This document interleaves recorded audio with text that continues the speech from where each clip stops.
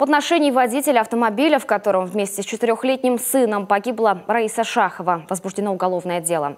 ДТП произошло накануне в районе села Ульяново.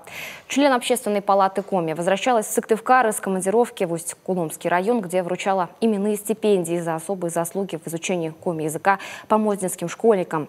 Как сообщили в ГИБДД, таксист пошел на обгон, выехал на полосу встречного движения и столкнулся с другой легковушкой. Глава Коми и спикер Госсовета выразили семье общественницы соболезнования. У нее остался 11-летний сын и старшая дочь. Активная, справедливая, требовательная. Такое ее запомнят друзья и коллеги. Раиса Шахова работала в разных сферах. За любое дело бралась очень ответственно. Много лет входила в Усть-Куломское землячество. На разных уровнях поднимала проблемы села и местной молодежи.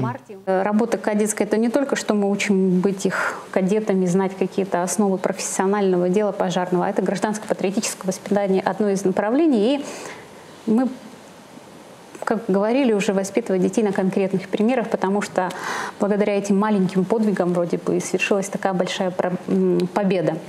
Раиса часто выступала инициатором акций в поддержку коми-языка. Искренне переживала за свою малую родину и, в частности, Усть-Куломский район.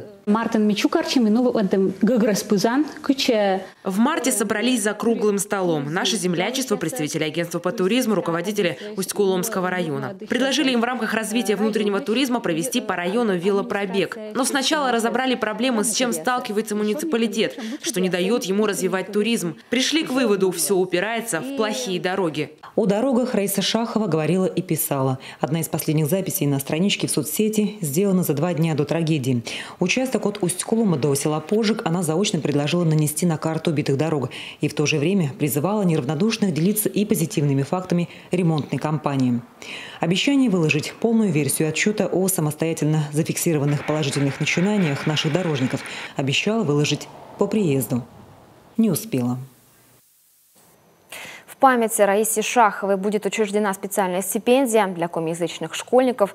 Такое решение приняли члены Усть-Куломского землячества. А 15 июля ей посвятят велопробег. Так же, как сегодня сообщили в общественной палате, объявлен сбор средств в помощь семье погибшей. Процедура прощания начнется завтра в 10 ровно в Свято-Казанском храме. Это сыктывкарское местечко Кочман. Похороны пройдут на Краснозатонском кладбище.